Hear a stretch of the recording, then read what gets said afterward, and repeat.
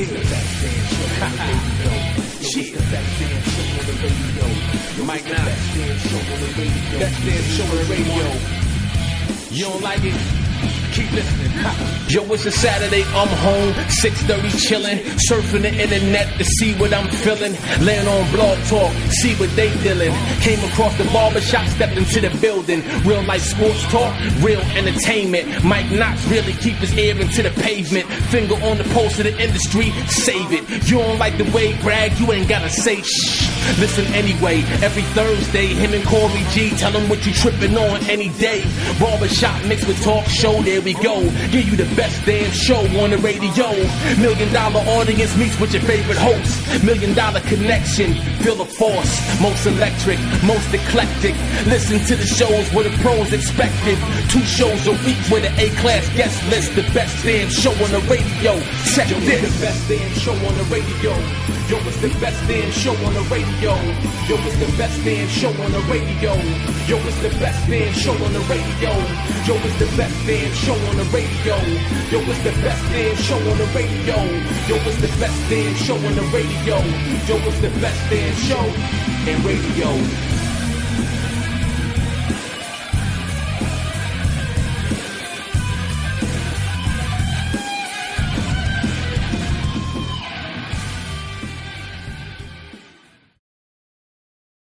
But people, this is one of my favorites, okay? You know him. I'm going to just say it before he says it. He's buff, no broke back, and he's the stuff. Stand on your feet for Marcus Bagwell. I'm buff. He's buff, he's the stuff, and the girls just can't get enough. What is going on, Mr. Marcus Bagwell? What's going on, brother? I'm actually at a wrestling show, getting ready to go out and show them that I'm still buff and still the stuff. Well, where's that at, in case people listening want to get down there and see you live? Where can they come see you? I am in Tippah County, Mississippi. It's at the Ripley High School. Ripley, Mississippi High School. Okay. That's where I'll be this evening. Now, Marcus Bagwell, Mr. Bagwell, if you will. I got to get you down to the territory leagues, man. Have you heard of territory leagues? Say again, brother. Have you heard about the territory leagues out in California? I don't think I have. No. It got Rikishi, Samu, Gangrel.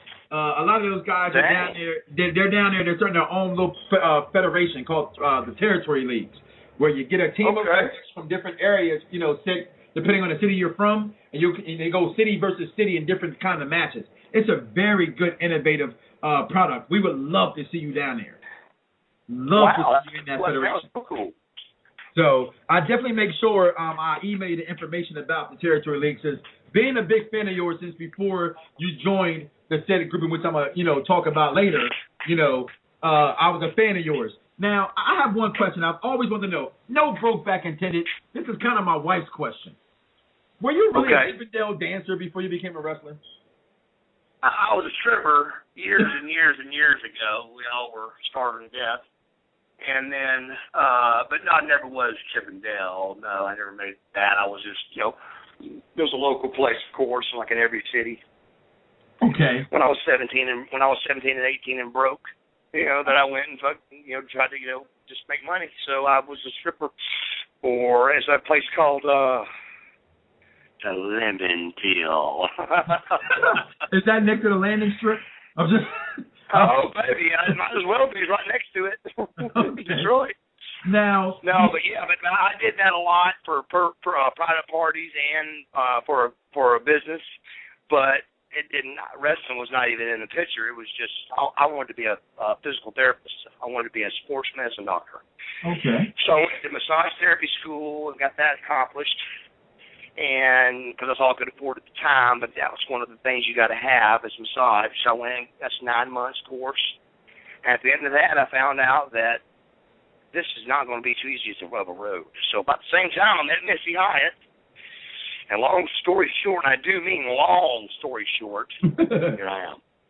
Missy Hyatt got me in this business. She moved in next door to me at Poplar Pace Apartments in Woodstock, Georgia. Now, was there anything behind the scenes that maybe nobody knows about you and Missy Hyatt? I mean, you were young. Say again now, buddy. Was there anything behind the scenes with you and Missy Hyatt? I mean, you're a young, strapping guy, no broke back, and Missy Hyatt, oh my God. No, we were just good friends. We were just real good friends. That's it, man. She went out with a couple buddies of mine, though. Okay. No name dropping. Thought I was going to get a name from you. I mean, big fans of Missy Hyatt, so that's definitely how you said you got into the business. Now, how did, when you came up in the ranks before the NWO approached you, or that storyline approached you, what was maybe one of the best times in wrestling for you, outside of, if that's even one of the NWO time you spent there? I think outside the NWO, of course, nothing beats that. That was the best. Outside that, I think I really enjoyed me and Scorpio. That's hard to say because I enjoyed me and with Del Wilkes too. So I'll be honest with you, man. I've had a very lucky, fortunate career. So I don't have any bad tag teams. Everybody I tagged with. We were tag champs. And Dale did it twice. Me and Scotty Riggs did it once with American Males. Sergeant Strauss did it twice. Me and Scorpio did it once. So, we had wrestling with me, I was real good on tag team wrestling. I liked it. And because that's where they put me at first, so I learned it quicker. And I became very good at it. So I became champion at what they gave me, and that was tag team. Do you think tag team wrestling is dead today in wrestling that's currently on television? I think if you see a good tag match, if you see a good tag team match, that it is more than twice the effort, because there's more than twice the people, but there's just different brains having different thoughts on, what goes on, and you have live PD to it. There's a bunch of minds that can do different things, and you're trying to get everybody to do one. And it just becomes a lot harder, So, but then again, one-on-one in the crowd, it becomes kind of hard to get people involved, So I prefer tag team. I think it's a more exciting match. Okay. Now, I have a question coming in from one of my friends. He wanted to ask you. He said, make sure I get this down to you right. How? Okay, here it is. What was it like when you had the two different groups with the NWO and a single wrestling company? How was it like outside the ring? Did you guys have to stay with the NWO in a group and traveling, or were you guys able to hang out with some of the other WCW guys? No, what that all was about was they were trying to find an elite, 5 or 6. It got too watered down, and we knew it did. Problem is, every time we tried to water it down, get it unwatered, it would step on somebody's toes. It was either Hogan's buddy or Nash's buddy or my buddy or Hall's buddy or whatever. It's always something, So finally, just behind everybody's back, they picked out the red team, and I wasn't involved. I wasn't included. And Sting got to the show and was in Atlanta, and 10 minutes later he came in and threw me a shirt, and then I was one of the elite. And so there's only one picture of all those guys together, and I've got it. It's like some guys got black and white on, some have the red shirts on, and we didn't know what was going on. So the people definitely were confused. Yes. And I don't quite know what was going on even. I just know that they were trying to get it unwatered, and instead of doing that and staying with the original black and white, let's do this thing, they thought it better to go with the wolf pack and the red and switching it. And all I did was confuse viewers and confused talent, and we're now out of a job.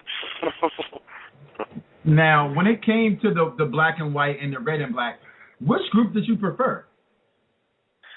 There wasn't. That's just it. Like right now, if you told me to name who was in what group, not one person could name who was in what group. There wasn't no such thing. There wasn't a talk of we're doing this. It was over before that happened. That the Titanic had been hit. It just hadn't sunk yet, but we just didn't know it. It was going under, and we didn't know it. But we were trying to stop it, from going under. But we were confused as much as y'all were. We were going, who's on? Well, wait a minute. Why's Hogan got a black shirt on tonight? And are we the lead or not? And so I don't know what was quite going on. I think it was above my head, obviously, and it was just a money thing maybe, and with the T-shirts, I know Hogan had a piece of the black and white, and so there's a lot of things above all of our heads that probably went on that probably would make sense if you heard the story, but I'm just making it easy, and the easy part is it got to be too many people in the NWO. Okay. And we tried to get people out of there, but there wasn't never like a, okay, you're here and you're here, and these are the black and white and these are the red. And it was never like that. It was never a talk like that. It was just behind the doors talks of who was who, and all of a sudden I started seeing red NWO letters walking around Atlanta, stadium, and I'm going, wait a second here. So I went to Scotty, and he kind of kayfabed me a little bit, and I said, okay. Oh, wow. So I went. Somebody else got another little bit of a kayfabe, so I went straight to Eric. I said, what's going on? And he told me, and I wasn't involved. And so when Sting got there, I went to him. I said, buddy, I've never asked you to do one thing for me in your life.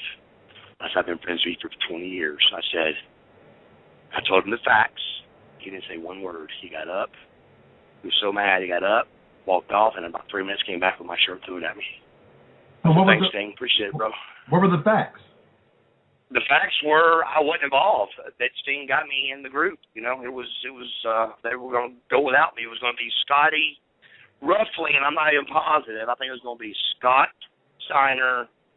It was going to be Kevin Nash. It was going to be Hulk Hogan. It was going to be like an elite 6 or 7 guys. Well, and like I said, it wasn't like a list up on the wall to show you this. It was just talks and what's up and how we're going to do this kind of stuff. And then